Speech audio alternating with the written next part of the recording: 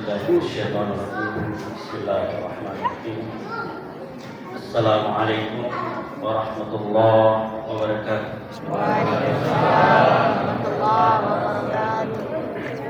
Alhamdulillah alladzi nahmaduhu wa nasta'inuhu wa nastaghfiruh wa na'udzu billahi min shururi anfusina wa min sayyiati a'malina may yahdihillahu fala mudilla lahu wa may yudlil fala hadiya lahu.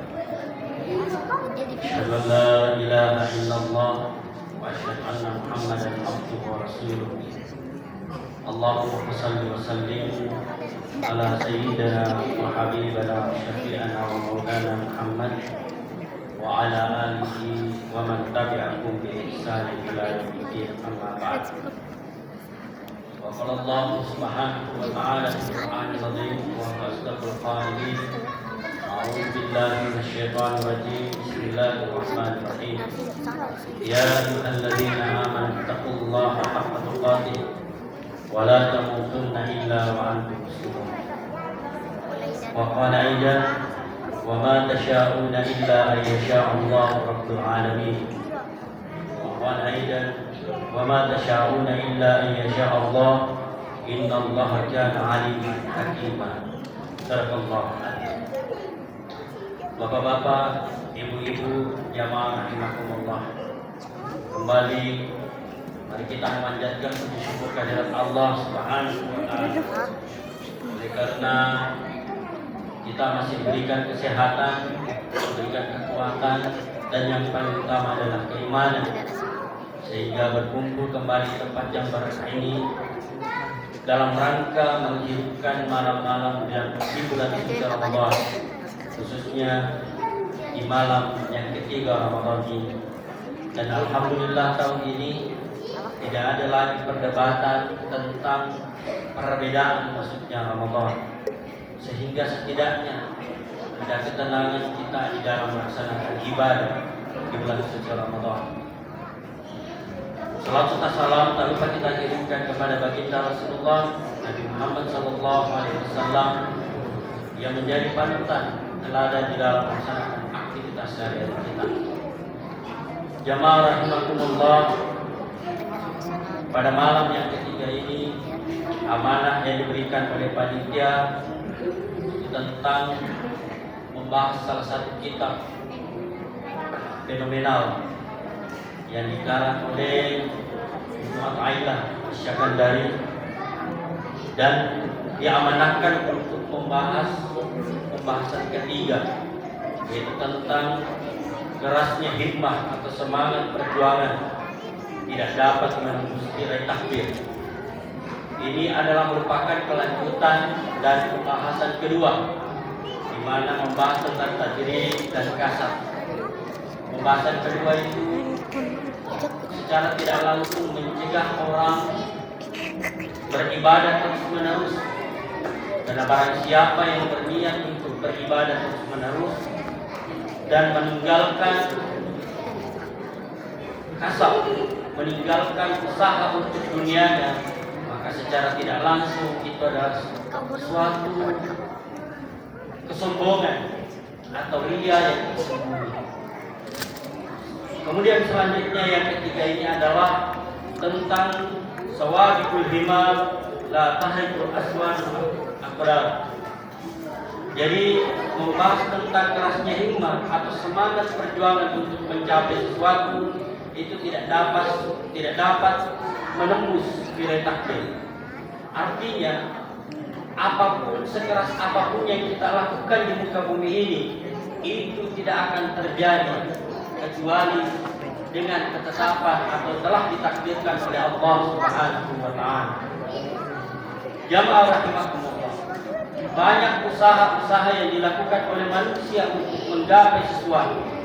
Jadi pesan ini secara tidak langsung disampaikan kepada seorang murid bahwa ketika kita maksimal melakukan sesuatu, apapun itu tidak akan tercapai tanpa izin dari Allah Subhanahu wa taala. Dan ada dua usaha yang dilakukan manusia. Ada yang dilakukan oleh orang-orang yang beriman, orang-orang yang bertakwa untuk menggapai sesuatu, dan ketika mereka menggapainya diberikan oleh Allah Subhanahu wa taala, maka itulah yang disebut dengan karamah. Akan tetapi bila ada usaha maksimal yang dilakukan oleh orang yang bukan orang beriman, dan itu pun tujuan tidak ada kaitannya dengan Allah Subhanahu wa taala atau untuk menyombongkan diri, maka itulah yang orang menyebutnya hadiah dari Allah Subhanahu wa taala untuk di muka bumi ini. Akan tetapi di akhirat kelak dia tidak mendapatkan apa-apa. Dan inilah yang kita hindari. Jamaah rahimakumullah. Ini juga bukan menjadi dasar seseorang bahwa kalau begitu segala sesuatu yang terjadi di muka bumi ini itu adalah kehendak Allah Subhanahu wa taala. Salah satu contoh, pernah suatu waktu terjadi wabah penyakit di suatu daerah ketika masa pemerintahan Umar bin Khattab. Ketika Umar hendak menuju ke sana, sementara berkembang wabah penyakit menular. Kalau dulu kita yang baru itu tentang COVID-19, Umar tidak jadi berangkat ke sana. Kemudian ada sahabat mengatakan, "Ya Amirul Mukminin, bukankah penyakit itu adalah ketentuan dari Allah Subhanahu wa taala? Kita tertimpa penyakit itu kehendak Allah Subhanahu wa taala. Kenapa kamu tidak berangkat ke sana? Kita terkena atau tidak itu kan kehendak Allah Subhanahu wa taala. Itu karena takdir Allah Subhanahu wa taala." Apa kata Umar bin Khattab? "Saya menghindari takdir yang buruk kepada takdir yang baik." Jadi secara tidak langsung tertimpanya sesuatu pada diri kita yang tidak lepas dari kita. Dalam kisah yang lain, pernah suatu waktu ada seorang pencuri yang ditangkap pada masa Amirul Mukminin Umar bin Khattab dengan kasus di mana ketika pencuri itu ditangkap dan sudah diputuskan untuk dipotong tangannya sesuai dengan syariat agama kita. Apa kata pencuri ini? Dia mengatakan, "Wahai Umar, bukankah mencuri itu sudah merupakan ketetapan dari Allah Subhanahu wa taala? Itu takdir saya yang sudah ditetapkan oleh Allah Subhanahu wa taala sehingga saya mencuri. Takdir saya sebagai pencuri," kata pencuri. Tapi dijawab oleh Umar bin Khattab bahwa kamu ditakdirkan mencuri, kalau begitu saya juga ditakdirkan oleh Allah Subhanahu wa taala untuk memotong tangan pencuri. Jamaah rahimakumullah. Memang segala sesuatu itu tak lain dan tak bukan itu adalah kehendak Allah Subhanahu wa taala. Sebagaimana ayat mukaddimah yang saya bacakan tadi di dalam surah At-Takwir ayat ke-9, "Wa ma tasyauna illa yasha'allahu rabbul alamin," bahwa tidaklah kamu berkehendak kecuali atas kehendak Allah Subhanahu wa taala. Jadi ada rentetan kehendak-kehendak manusia. Kita juga tidak boleh terlalu jabariyah. Apa itu jabariyah?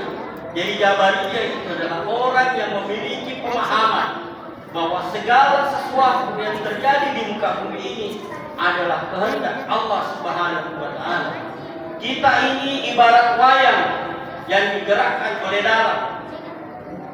Jadi saya begini itu kehendak Allah, saya menunjuk itu kehendak Allah, saya bicara kehendak Allah, dan saya tidak punya kuasa untuk itu. Sehingga Allah tidak berhak menghukum saya karena itu adalah kehendaknya semua. Nauzubillah, nauzubillah. Itulah yang disebut paham Jabariyah. Apa kebalikan dari paham Jabariyah ini? Ada yang disebut dengan Qadariyah.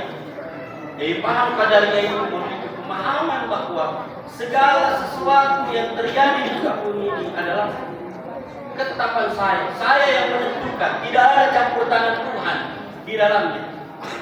Jadi perbedaan bertolak belakang dengan Jabariyah. Jadi segala sesuatu tidak ada ketetapan dari Allah Subhanahu wa taala. Saya semua yang menentukan.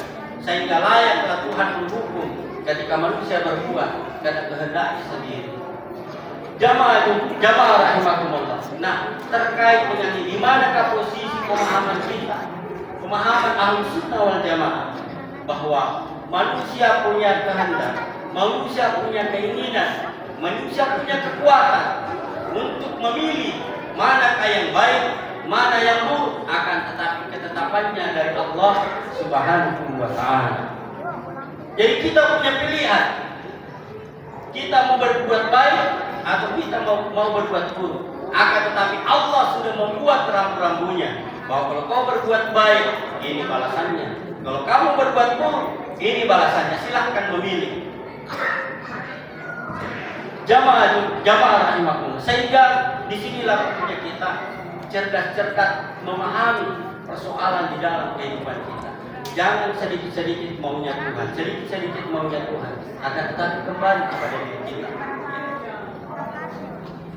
Kita diberikan kekuatan untuk berusaha semaksimal mungkin, tapi kita tidak boleh lepas dari memohon kepada Allah Subhanahu wa taala untuk diberikan hidayah di dalam melaksanakan segala sesuatu yang diridhai oleh Allah Subhanahu wa taala. Kita tidak boleh juga seenaknya menuduh Allah ketika kita misalnya diberikan rezeki yang tidak cukup menurut pemahaman kita, sehingga ada kata-kata mengatakan Allah tidak adil. Allah tidak adil. Kenapa tidak adil Allah? Tetangga saya sama di usahaku, akan tetapi pendapatanku itu berbeda. Pernah beberapa tahun yang lalu, saya temukan orang yang seperti itu. Ketika dia dulu menjual, dia masih pakai hijab, pakai jilbab. Beberapa lama kemudian saya pernah datangi dia, ternyata dia tidak berjilbab lagi. Saya bilang, kenapa kita membuka aurat? Kenapa tidak seperti nunda Allah? Allah tidak adil. Kenapa kita bilang begitu? Dia bilang, saya ini setengah mati berdoa.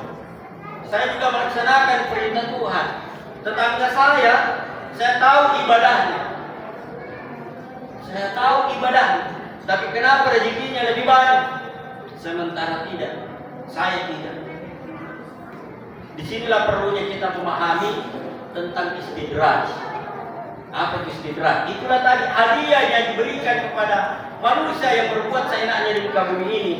Akan tetapi di akhirat kelak bencana yang dia peroleh dengan siksa. Jadi jangan kita berbangga diri ketika di muka bumi ini tanpa melakukan pendekatan kepada Allah Subhanahu wa taala. Kita jauh dari syariat agama kita, akan tetapi rezeki terus mengalir.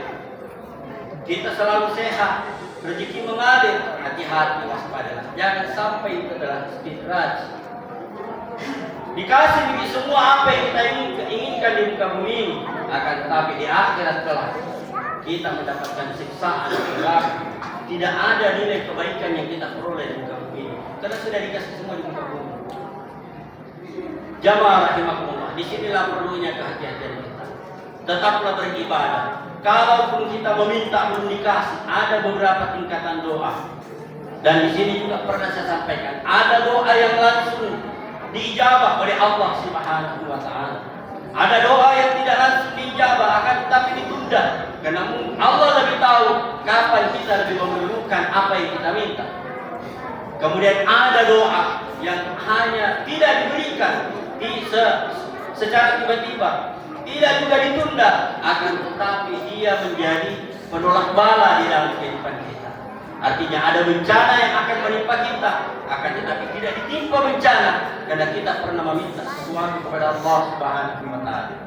Kemudian yang terakhir, kita berdoa tidak langsung diijabah. Kemudian dia juga tidak ditunda, juga tidak menjadi penolak bala, akan tetapi di akhirat kelak dia menjadi pemberat timbangan amal-amal kebaikan kita.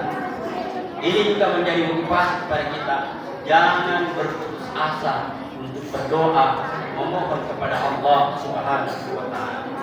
Jamaah tarawih rahimakumullah, olehnya mari kita mengevaluasi diri kita. Kita tidak boleh berputus asa dari rahmat Allah Subhanahu wa taala. Kita juga tidak boleh terlalu menuduh Allah. Jangan menuduh Allah ketika kita mungkin tidak sesuai yang kita inginkan, sehingga kita mengatakan ini kehendak Allah, sementara kita tidak berusaha. Kemudian di satu sisi juga jangan karena usaha kita menyebabkan kita menafikan keberadaan Allah Subhanahu wa taala. Jamaah tarawih rahimakumullah, mungkin ini yang sempat saya sampaikan, kesimpulan bahwa segala sesuatu itu telah ditetapkan oleh Allah Subhanahu wa taala. Akan tetapi kita manusia diberikan kekuatan oleh Allah Subhanahu wa taala untuk memilih jalan mana yang akan kita jalani. Imma jalan itu yang baik, yang pasti janjinya Allah Subhanahu wa taala baik kepada kita. Kemudian yang kedua, imma itu adalah jalan yang salah dan balasannya nanti sudah jelas, neraka jahanam menanti kita. Lebih dan kurangnya mohon dimaafkan. Allahumma fiqillah. Assalamualaikum warahmatullahi wabarakatuh.